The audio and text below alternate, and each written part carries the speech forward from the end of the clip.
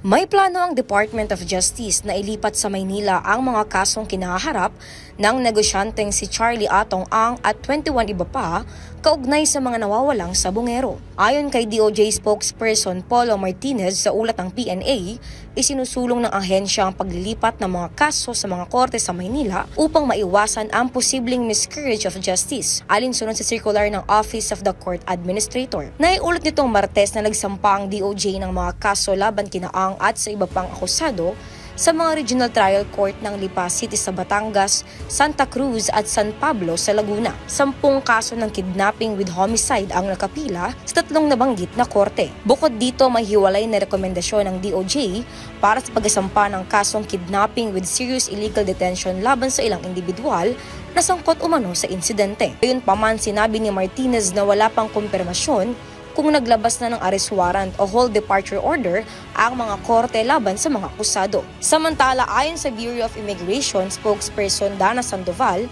hindi pa lumalabas ng bansa si Ang. Kinumpirma niyang walang naitalang anumang recent travel record ang negosyante.